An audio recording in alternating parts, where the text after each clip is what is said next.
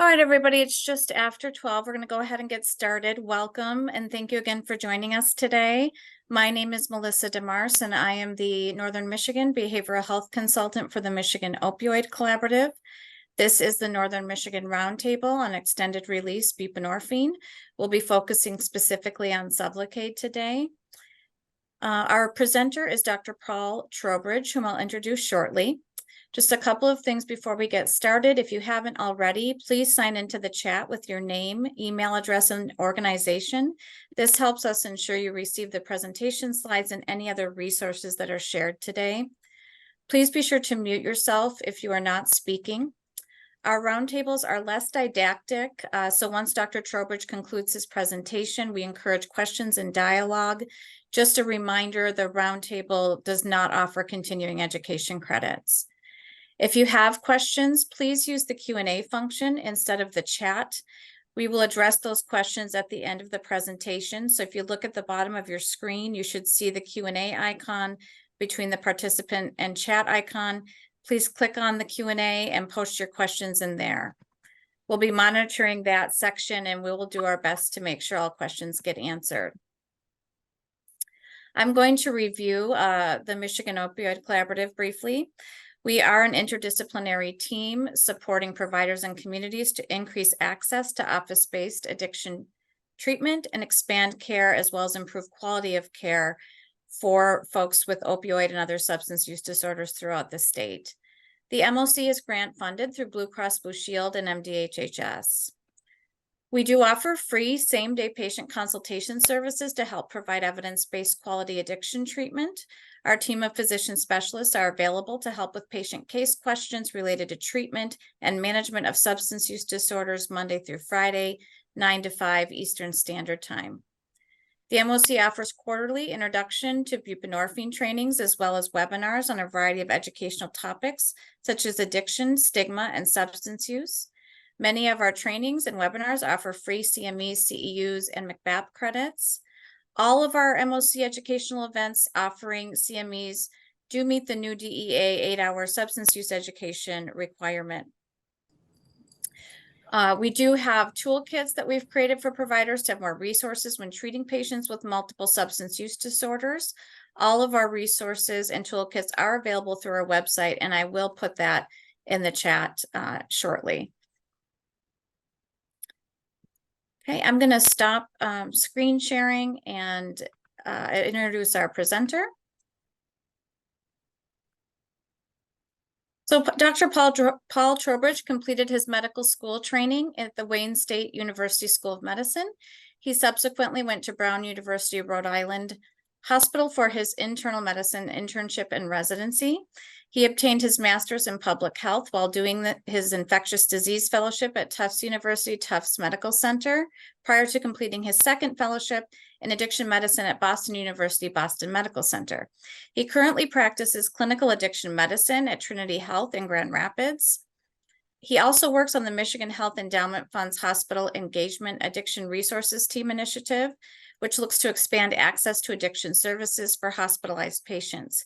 He serves as the medical director for the RED Project, one of the Midwest's largest harm reduction organization, and sits on the Health Professional Recovery Committee for the state of Michigan. He is passionate about expanding access to evidence-based care for persons with substance use disorders, particularly in rural communities. So with that, thank you, Dr. Trowbridge, for being here, and I'm going to hand it over to you. Hi, everyone see my slides? I think I shared that correctly. Fabulous. That's a grand introduction there. It makes me sound so fancy. Sharing.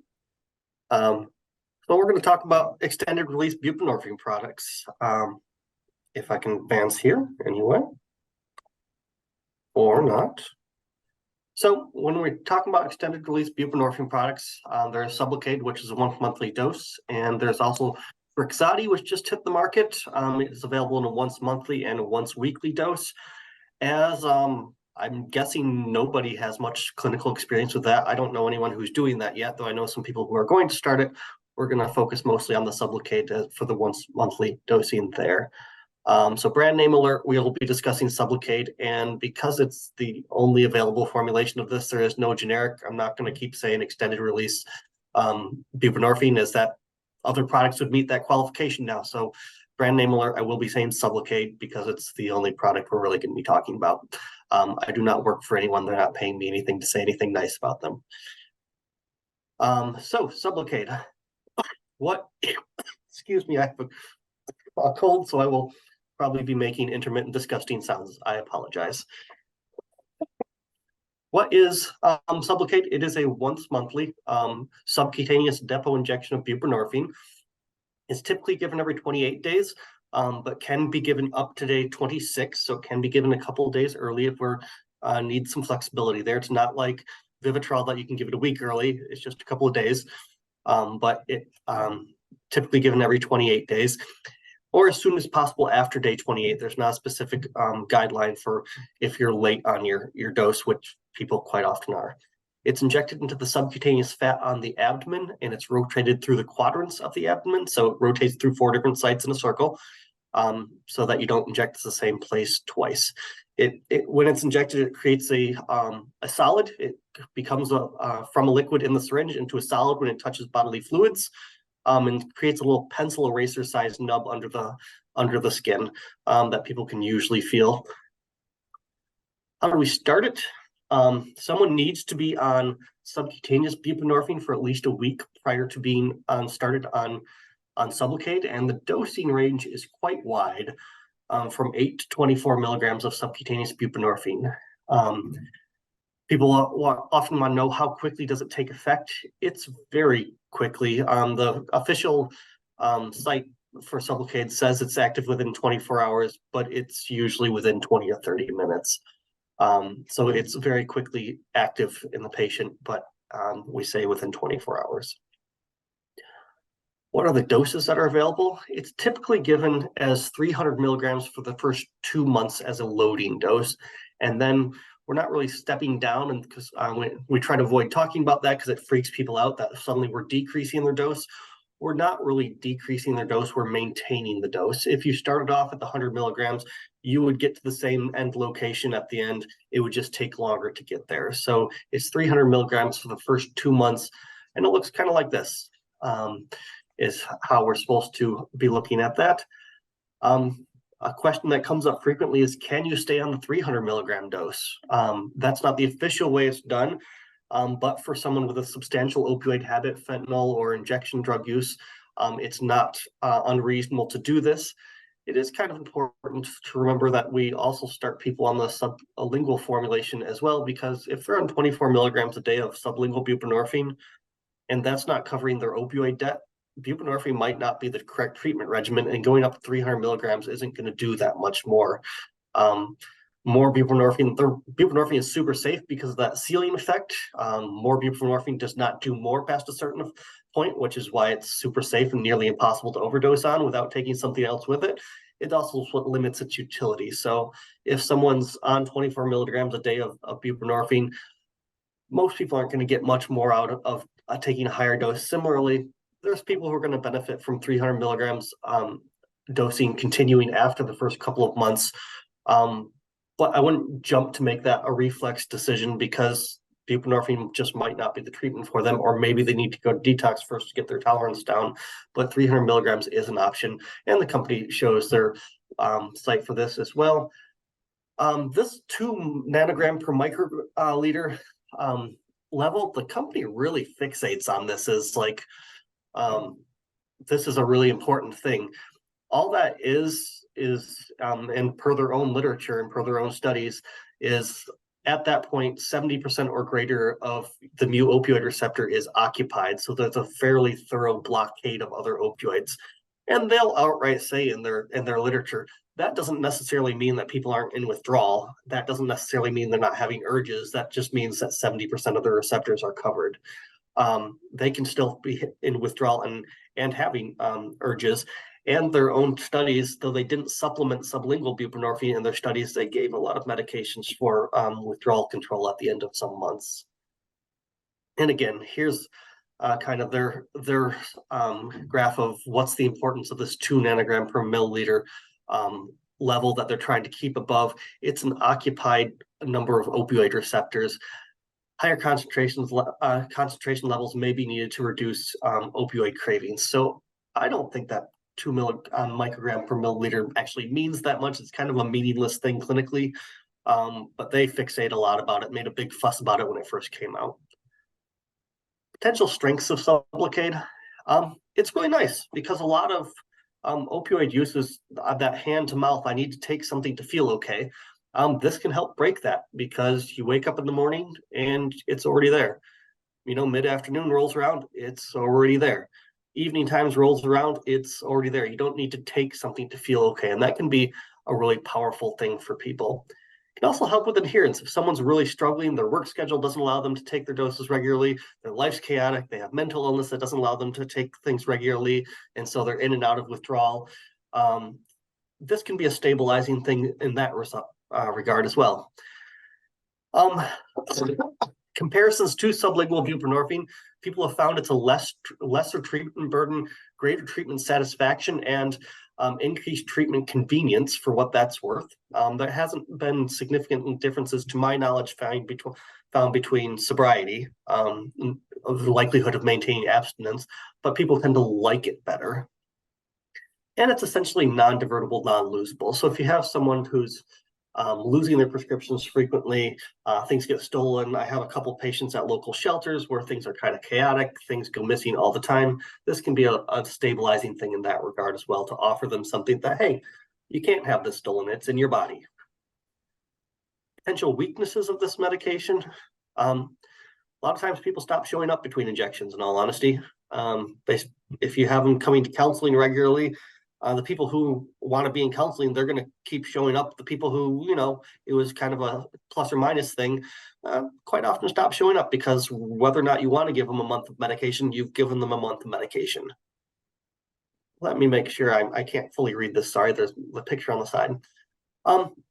As I said, the company literature, when they put out their studies getting this approved, there wasn't any additional supplemental buprenorphine being given in the study, but there's certainly medications to help control withdrawal symptoms.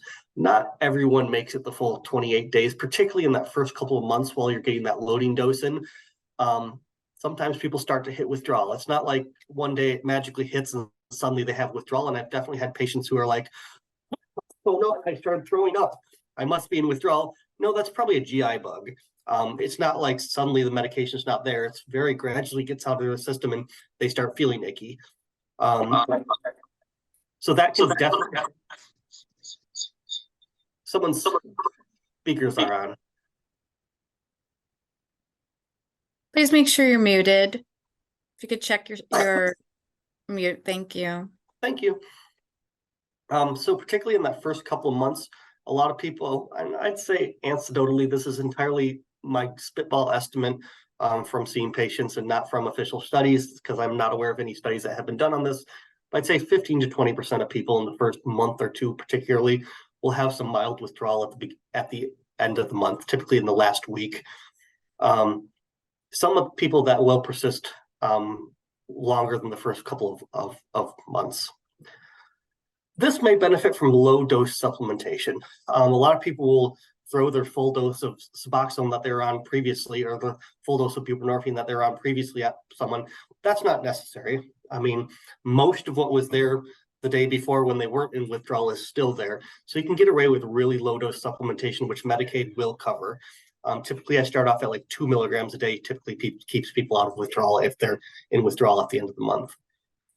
And again, this graph, that line they're keeping all these things over, actually is showing opioid mu receptor occupation, not necessarily cessation of withdrawal or urges. So people can still be getting withdrawal, even though they're above that magic line that the company got fascinated by. Very rarely, I would say, I've witnessed 2 individuals become intoxicated on their first injection, not past the first injection, but definitely the first injection. That is exceedingly rare. The company, when I talked to their regional salesman or medical director several years ago, said no one else has said that's not really a thing. But if you look at that magic graph down in the corner again, you do definitely get a big spike up front. So it is theoretically possible. Most people, if they're on a stable dose of sublingual buprenorphine beforehand, that's not going to be an issue. I bring it up only because I have personally seen it. Sometimes providers want to use this as an attempt to force sobriety on someone. But people stop using in order to use heroin or use whatever opioid they want. There might be some help to the patient if they can't stop the medication, but we shouldn't use this as a bludgeoning tool to force them into sobriety because, if you can't stop using the buprenorphine, there's a very narrow window between the opioid blockade and overdosing. It's a very narrow therapeutic window, so it's easy if you're forced to try to use an opioid on top of buprenorphine, that you're going to get it wrong and overdose. And I've actually seen one person build a full-fledged injection heroin habit on top of Sublocade, and that went very poorly for them. Their last words before they overdosed in the car next to their partner was, that's the good shit. And then it took 6 Narcans to revive them. So not a good tool for forcing sobriety on people. We can't do that as providers in general. And the company says this is rare, and I've actually never seen this or heard of this personally. If there is some sort of emergency that the Sublocade needed to be extracted, it is a solid ball in the subcutaneous tissue. It can be surgically removed if needed. And it does add some complexity when deciding how to taper, which we'll get into a little bit here because that's a frequent question that comes up. So tapering treatment. Sublocade is actually approved for maintenance only, not for tapering purposes. So this is intended by company use in the FDA as something as a maintenance medication, like this is what I'm going to be doing for a while, let's just keep on it. Per drug company literature, the concentration can remain therapeutic for 2 to 5 months afterwards, after the last injection, and be detectable for up to 12 months or longer afterwards. I have personally witnessed this in someone we gave 1 injection of Sublocade to. They were incarcerated and per their account received no buprenorphine the entire time they were there and came out and still had it detectable in their urine 12 months later. So that seems very feasible. Tapering has been done and published on in a variety of manners using buprenorphine. Excuse me, I'm sorry. There has been a couple of case studies demonstrating just stopping as a method of tapering, giving them a certain number of injections and then just stopping and letting it auto taper. I'd say those the case studies are not necessarily translatable to real life situations most frequently. I believe reference 3 there is actually someone who was on a couple of people who were on very low dose buprenorphine and then received a single injection and tapered off and were successful. And there's been some other people who have voluntarily offered to use this as a tapering method. My clinic that I'm at currently, before I was here, had a couple of early successes with this, of just giving people 6 months of Sublocade and then just stopping, and it worked. That is not the expected outcome, and that should not be told to the patient as a guarantee, because a far more frequent thing I see is, yeah, you don't necessarily develop withdrawal immediately, but at some point you do. And if someone's on this and goes into withdrawal, like say they're incarcerated at a facility that doesn't allow for medications for opioid use disorder, I've actually had one of my patients just sit there in withdrawal for like 12 months because of how slowly it gets out of people's systems. And it did not auto taper nicely for them. It just kept them in withdrawal that whole time. It has been discussed at national meetings, truly tapering like we would any other opioid, like giving 90% of the shot and then giving 80% of the shot and giving 70% of the shot and doing a 10% decrease. That has been discussed. I don't think there's a lot of knowledge about it. It's also been talked about, though I think this is less sensible given the pharmacokinetics of just increasing the duration between injections. I haven't personally had a patient, but I had a colleague who was successful at doing that. The official manner of tapering remains going back to the sublingual formulation. It's a little bit messy because it's not like day 29 hits and Sublocade's out of your system. Day 29 hits and 99% of what was there day 28 is still there. So you very slowly get back on the films, usually starting off on like 2 milligram films and gradually increase again based on symptoms until they are stable again and you can taper them. Like I said, retitration is not straightforward. You don't just restart what they were on pre-Sublocade, because most of what they had from the Sublocade is still in their system and they just don't need that much sublingual. And you can get them an unrealistic level of buprenorphine by adding the full dose on top of essentially full dose Sublocade. Obtaining the medication, again, after someone has been on it, the sublingual formulation for at least 7 days. The medication, importantly, can never be in possession of the patient. This is for concerns of if they were to inject it themselves, if they injected it into a vein, it would become a solid in their vein and occlude their vein and probably cause them to have an amputation. It should not be injected by anyone outside of the medical office. It is shipped directly to the medical office.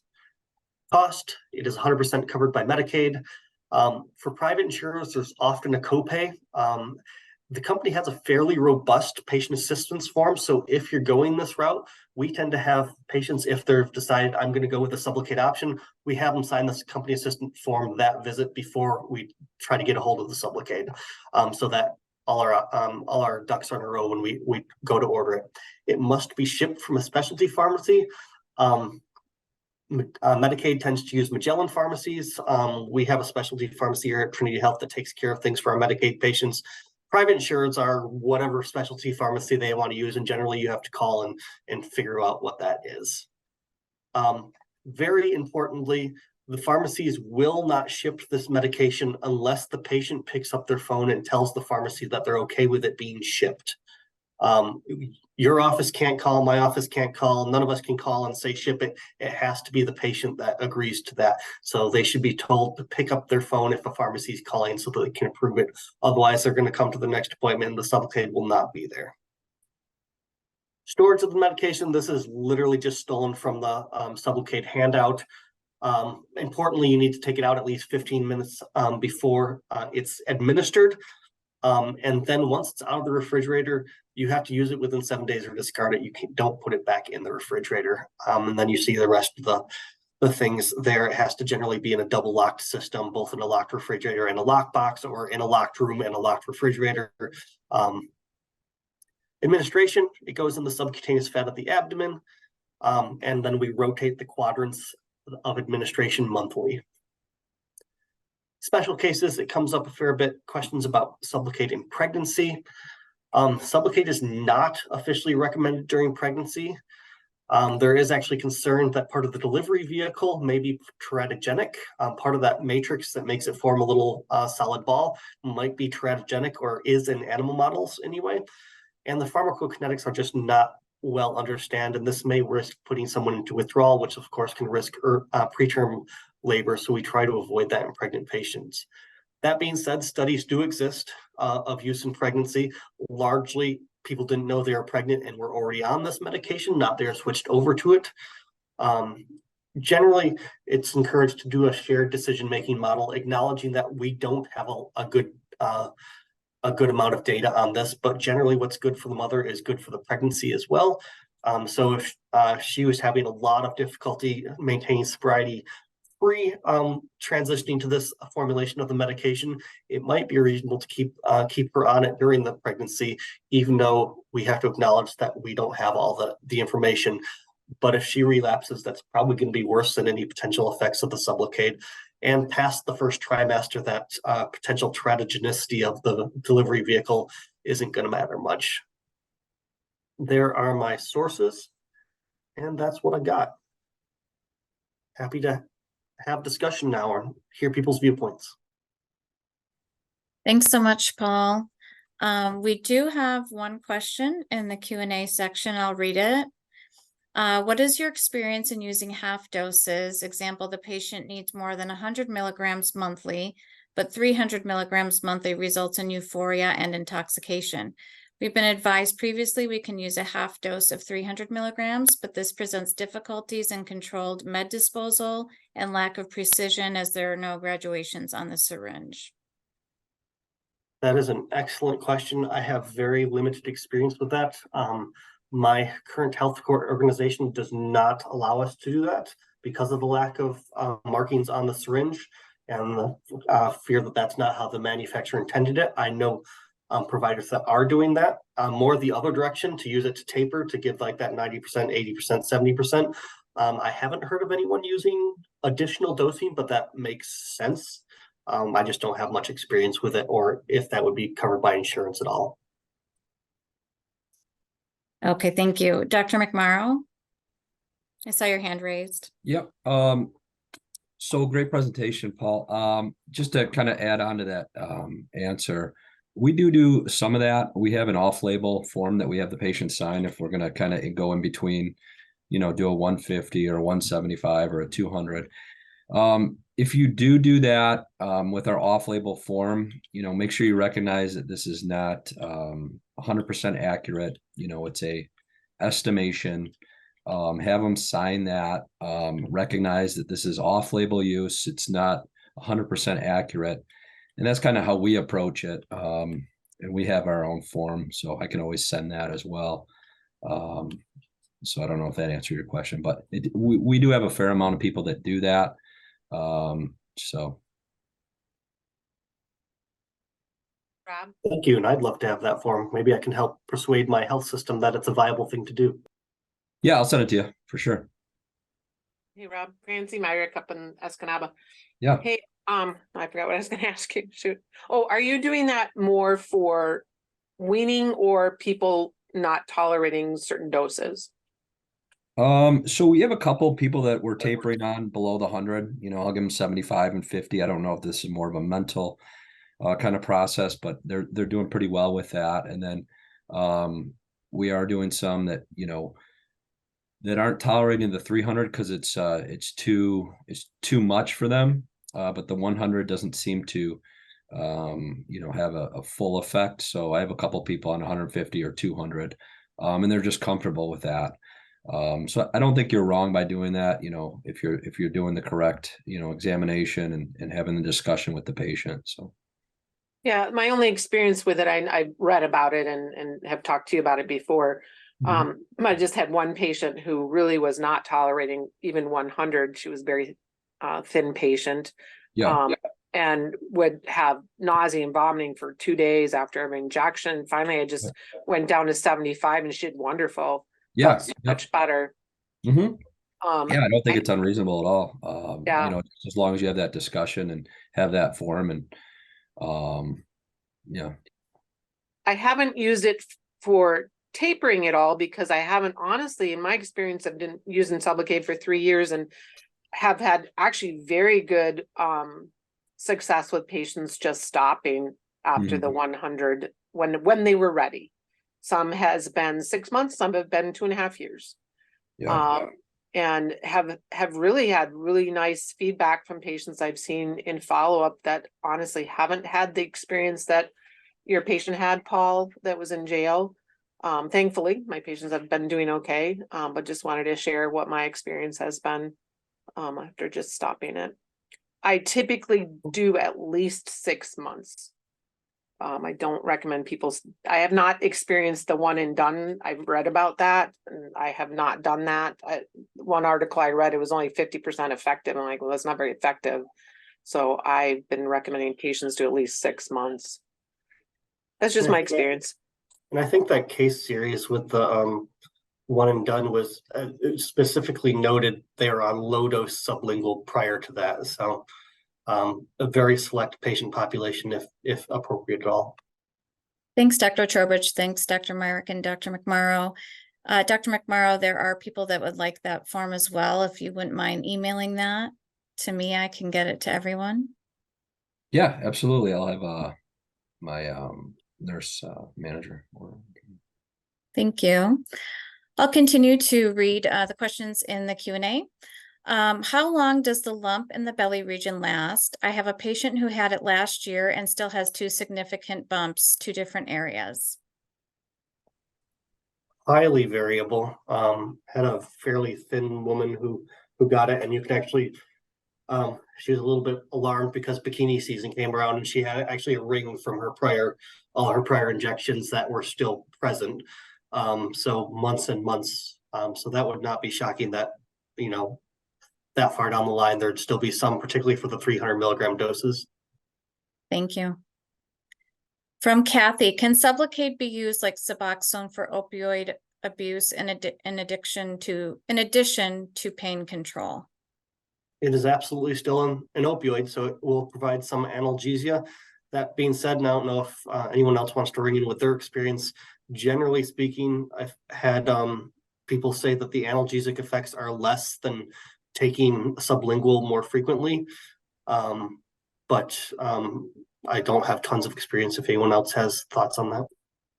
Yeah, Paul, Francie Myrick again in Escanaba. I would agree with that. My patients that have been on buprenorphine for chronic pain find the Sublocade not as effective. Some are doing fine and willing to put up with their small residual, but other patients don't do as well. Thank you. Okay, from Dr. Cates, any recommendations for talking to pharmacists regarding supplementation during initiation? Some of our local pharmacies refuse to fill any supplemental buprenorphine, citing this is not in the literature. It's very common practice, and if you go back to the original study that for the approval of Sublocade, I mean, again, they didn't use supplemental buprenorphine, but they certainly used a lot of medications to help with the effects of withdrawal. The company very freely acknowledges that in the report, and again, their benchmark that they're trying to keep the levels above had nothing to do with withdrawal or urges to use. It had everything to do with this construct of keeping 70% of the opioid receptors blocked. So I've had very limited experience talking to pharmacists because I just haven't run into resistance. I did send that study to one pharmacist, and I think they were just particularly grumpy, so we sent them to a different pharmacy. I've had this discussion also in other talks, and one of the things I would say is make sure that your prescription says PRN, so you're not just reordering their old amount of Suboxone or Subutex and just filling the whole month. You want to likely give them a smaller amount and make sure it says PRN. They shouldn't really need a full amount that they were taking before. So I typically give maybe 10 or 14 for the first month, and then either none or very little the second or third month, but make sure it says PRN. Yep, I do that exact same thing, and then tend to go with a very low dose of like 2 to 4 milligrams on a given day, because it doesn't tend to take much to keep people out of the withdrawal at the end of the month, unless they had a pretty monster habit going in. Yeah, just a quick follow-up, Dr. Cates, have you reached out to the pharmacy beforehand and kind of give them a heads up? That's what I usually do. They've been. Yeah, it's a couple different pharmacies. Some of our pharmacies are really good, and it's not an issue. There's a couple specific ones, and we've reached out to them and called them and had discussion of, hey, just based on the physiology of this medication, right?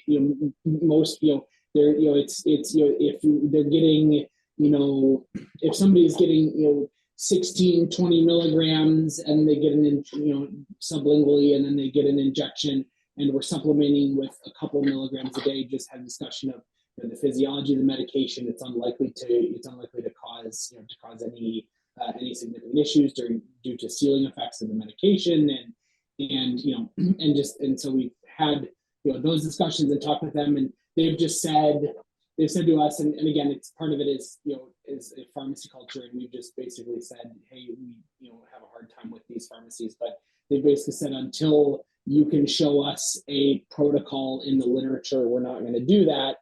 And like you said, Dr. Trowbridge, it does mention, we pointed out that in the literature and in the studies that it does show that they did supplement with medications, but and so it's just kind of a little bit of a challenge. And honestly, we kind of feel like it's a little bit of maybe a little bit of stigma, and maybe a little bit of just unfamiliarity with the treatment.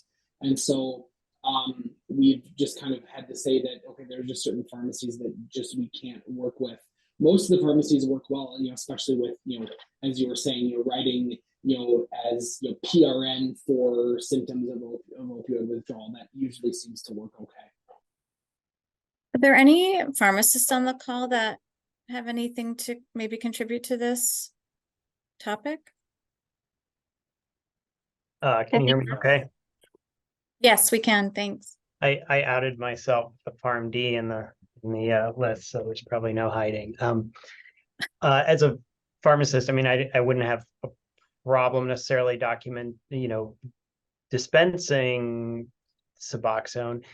I would imagine that unless they're very unfamiliar with it, their main concern is liability. Can I absolutely make sure that this is the intent, that it's for breakthrough or for dose weaning or what have you? So they probably just want to know a little bit more about why it's being prescribed, to be sure that they are not prescribing it to a patient who, unknownst to the physician, is also being prescribed Sublocade. So it's probably more of a liability type thing.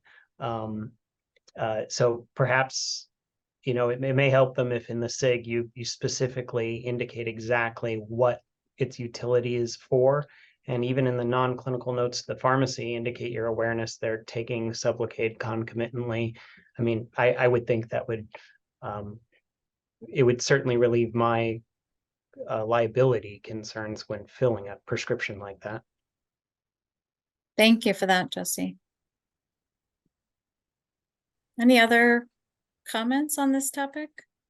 So this is Tyler Genema from Penn Farm in Marquette. How are you guys doing? Hi, Tyler. Thanks for being here. Yeah, of course. So I kind of would echo what Jesse is saying as well. And I just kind of reached out to my other pharmacists as well to see if they had any other concerns, and I can see if they'll chime in on our chat here. But from a clinical standpoint, I wouldn't have any issues so long as it was the same physician or the same practice prescribing the Sublocade and Suboxone. I would assume some of the challenges, Dr. Cates, that you're having are kind of similar to just the general essence of challenges that we have with some of the pharmacies in the area and region. And I don't think it probably has as much to do as with the kind of concomitant use of Sublocade and Suboxone as it does just kind of the overall challenges that we're having. So thank you. I'll move on to the next question. Are there tips for handling the dopaminergic decline in the last week or in the event of delayed dose? I've not seen withdrawal symptoms or cravings return, but delayed doses often have patients complaining of depressed mood. I've had a little bit of that like loss of energy and motivation without flat out depression, but honestly, the decline in the amount of buprenorphine in the system is so slow that honestly, the most often thing I see is people just don't ever really hit substantial withdrawal before they recognize, oh, I missed my appointment and I should probably call in and get that scheduled. By far the most common thing is they feel fine, and they miss their appointment because they don't have their medication counting down for them. I don't know if anyone else has seen depression, but I haven't seen much of that. Yeah, I haven't either. This is Francie Myrick again. I have not seen that. And once they've been on the Sublocade 6-9 months a year, they're coming every 6 weeks because they forget their appointment and not having any issues. So I would really question what else is going on from the mental aspect, that might be leading to them feeling that depression. I have had people miss taking their Suboxone, and that can play some mental challenges with them in the first few months because they're not getting that little kick that they're used to. So that could be part of what they're experiencing. But I haven't had people specifically complain of ongoing depression at the end of the month or missing a dose. Thing I have seen now that I'm thinking about it though is if someone starts to develop withdrawal early when they previously hadn't, and their mood gets wonky, concurrent stimulant use, of course, is a huge issue right now, and that will definitely throw you into withdrawal much quicker and screw with your mood. So I have seen that a fair bit, but not directly what you're asking about. Okay. From Kathy, have you used Lucimyra with Sublocade weaning or for withdrawals? Actually, I had to look up what that was. I was thinking it was lofexidine, but wasn't entirely sure because I use it very infrequently because clonidine generally does a good job and is cheaper. I I have used it a couple of times with people who had private insurance and it was covered by, though I think actually Medicaid covers it now. The only real difference I think, and I don't have tons of experience with this, is less hypotensive effects than clonidine, but otherwise clonidine tends to do a pretty good job, and I use a fair bit of that when tapering people. I would love anyone else's opinion on that because I don't use lofexidine very often. Yeah, I don't use that too much either. Clonidine, I'm pretty safe with that. And, well, the cost has actually changed with the Simra, but yeah, I don't really use it too often. More if they're on a trying to get them through the withdrawal from IV fentanyl, or I've used that a couple times because we have some samples here, but not really tapering with the bupe. So I've been using a lot of clonidine with Trank being around in the fentanyl supply, with people not quite knowing what to do with that. So modest success. yeah, no, I agree. Hey, Paul, where are you that you're seeing that? Because I haven't seen that in the UP yet. Or Grand Rapids. You're in Grand Rapids. It's seems to be, and I think the information out of Denver is consistent with what our local agencies are finding. Is exclusively in the fentanyl supply, not in the heroin supply. Though we have very limited heroin in the area now. Anyway, it's all fentanyl. But we are gauging about 25% of our local fentanyl supply probably has the Trank in it. So, Hey, Paul, real quick, because I'm seeing so much IV fentanyl, and you are too. Most of the time, it used to not be like this a few years ago, or even 4 or 5 years ago when I was in New York. But I would say more than half the time, I'm keeping patients on a maintenance of 300 milligrams, as opposed to stepping it down. I know there's some decent literature coming out, keeping it above 4 nanograms per ml. So I don't know, kind of your input and what you're seeing. I do see patients do a lot better anecdotally, especially if they're IV using fentanyl, staying on the 300. So now I'm just even, kind of keeping them on that, just from my experience. So I'd love to hear your feedback. Thank you. I 100% agree with you. With fentanyl just being so potent, I mean, buprenorphine in general is becoming a less useful tool. So we're using higher doses.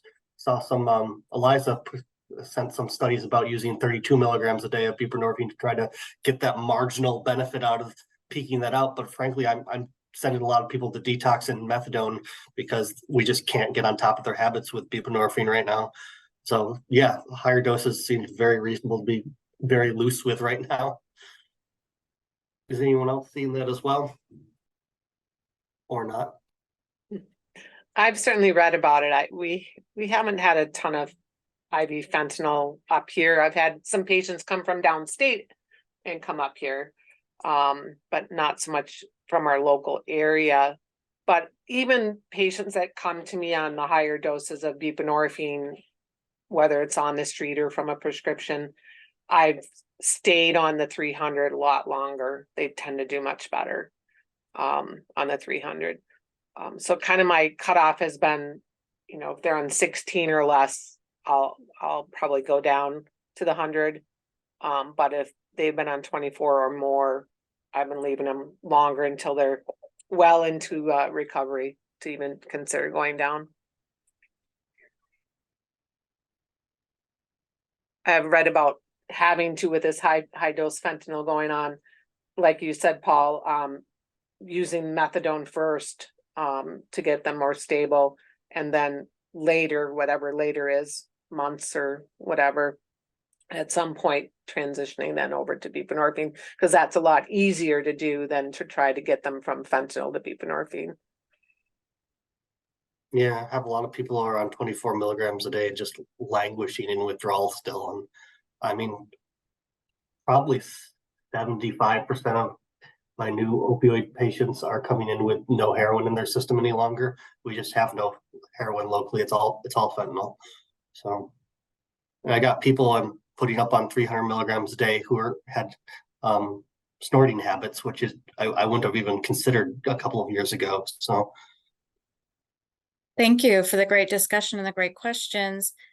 Please feel free to continue to add your questions in the Q&A section.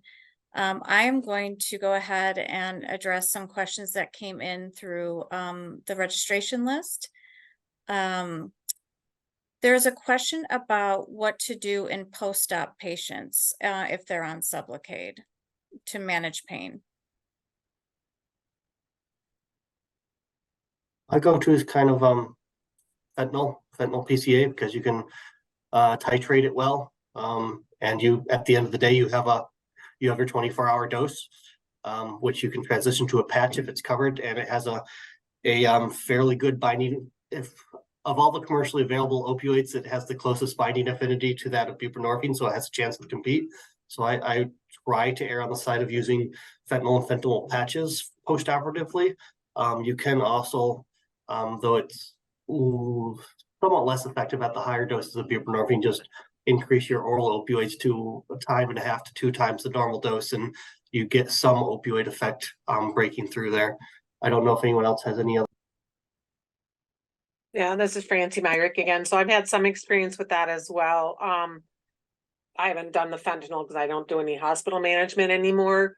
But certainly 1.5 to 2 times often I'll use some Percocet short term. And I try to have conversations with the surgeons, because they will definitely underdose if they're not, fully informed of the need for the higher dose. And a lot of the surgeons are not aware of that. So I try to have that conversation if I know a patient's going to be having surgery. Of course, you leave them on your Sublocade or your buprenorphine that you're already on. Some surgeons have said you had to get off all that stuff before I give you surgery. Lack of understanding. And I have run into one pharmacy, shall be nameless, but I'm sure most of the UP people can figure it out, that refused to give any Percocet because the patient was already on buprenorphine, and that went above and beyond what they were comfortable with. So I had to find a different pharmacy to fill that. So again, that lack of understanding and education is widespread, but it does work. Percocet works if you go 1.5 of what you usually were going to do. And I haven't had people coming back telling me they need more, when they're done, they're done.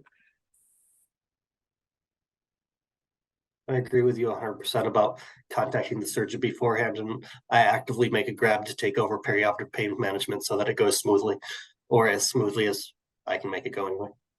Yep, I've had to do that too. I just say, I will be more than happy to manage that for you. And they're like, thank you. So yeah, I do too. Yep.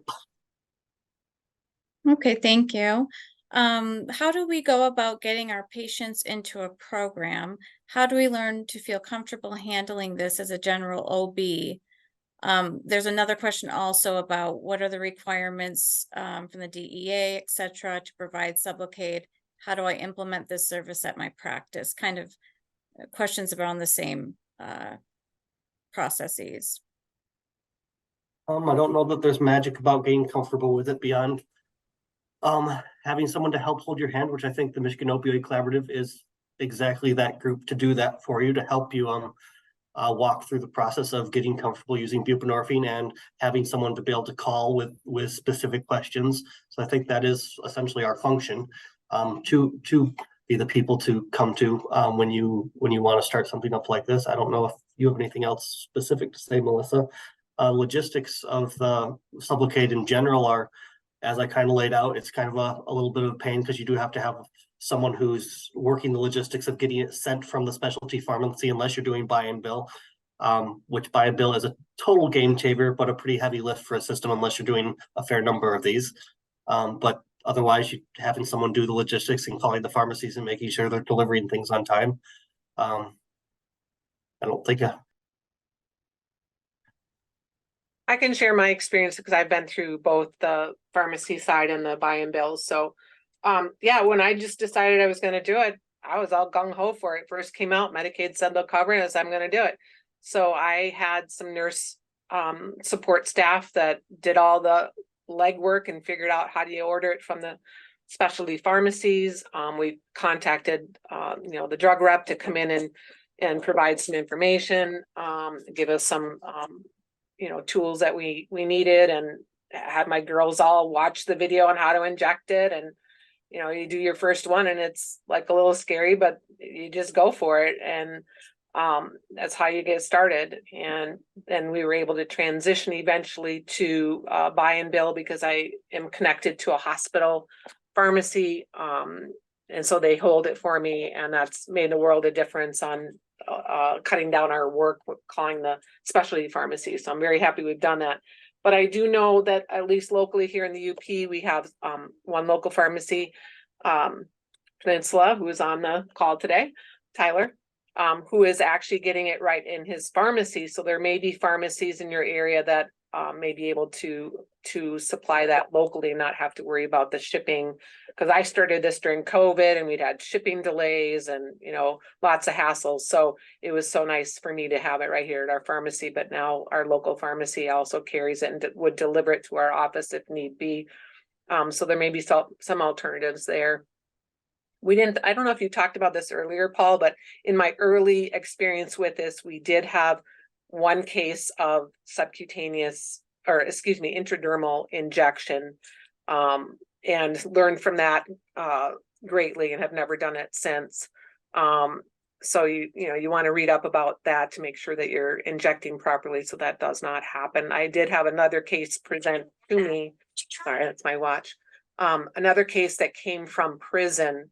We hadn't done the injection, but they had already done it at prison, and she had an intradermal injection and was in pretty fluid withdrawal. So I've had two patients with that experience, one that we did and one we did not. So definitely something to be aware of, especially early on. Hopefully that's helpful. Absolutely, and can't overstate how useful it is to have a local pharmacy working on this. I remember, I think Sublocade was approved first the year of the polar vortex. And we were getting it shipped up from Florida. And so the Magellan pharmacy down there was the closest, and it was just a disaster getting patients their medications on time. Do you, out of curiosity, do you register yours, since you're doing buy and bill, do you register yours in MAPS? Because I know a clinic down the street from here who is doing buy and bill, and they do not, and that seems very dangerous to me. We do not, because there is not a mechanism, and we've called and spoken with the powers of be of MAPS.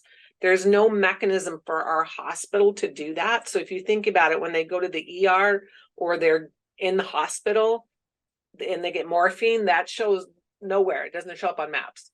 So neither does my Sublocade. So it is an issue, and they are aware of it because we talked to them about it. They said there is no current mechanism for hospitals to do that. Makes me really worried that, particularly since it lasts like 12 months in someone's system, if someone was incarcerated, wanted to get on Vivitrol as their option, and the person who is providing the services didn't recognize that they had been given Sublocade at some point in time. It just seems like a anticipatable situation that could easily arise. So yes, I agree with you, and we didn't have a good solution when we spoke with them, because that issue came up as a question: why is it not showing up? But it doesn't show up, when they get morphine either.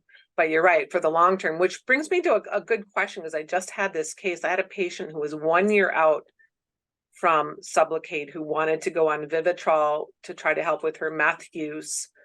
And she had very little still in her urine, but did experience, she went ahead and did it because she had been on Vivitrol before, and did experience a few days of mild withdrawal, nothing that was horrible. But I don't know if anybody else had that kind of experience of, how long do you wait? And I didn't think I'd have to wait longer than a year, but she still had some mild withdrawal at a year. Anybody else have that experience at all, switching? That'd be really awesome to actually write that case up, because I don't think anyone knows the answer to this. My solution has been potentially thinking about doing a naloxone challenge in the office beforehand, to see if they can do it and get away with it longer term with just short-term discomfort if we're wrong. So yeah, thankfully it was just mild, and the level was low, but it was still detectable. We are at 3 minutes to 1 o'clock. So I just want to say thank you so much, Dr. Trowbridge, for the presentation. Thank you to the other physicians and pharmacists and other folks that participated in the discussion and questions. This is what we really hope to foster with these roundtables. So I do want to add that the Michigan Opioid Collaborative does do patient consults. We connect you with a physician that's on call, and they will contact you that same day to help you with your questions around treating patients with substance use disorder. I also want to add that we do technical assistance. So again, if you can use the link I posted in the chat, that will bring you right to our website to request a consult for a patient, treating patient, or more for technical assistance. And we will make sure that we get back to you. So thank you so much, everyone, for attending today. Thank you again to everybody who's contributed, and I hope that you have a good day.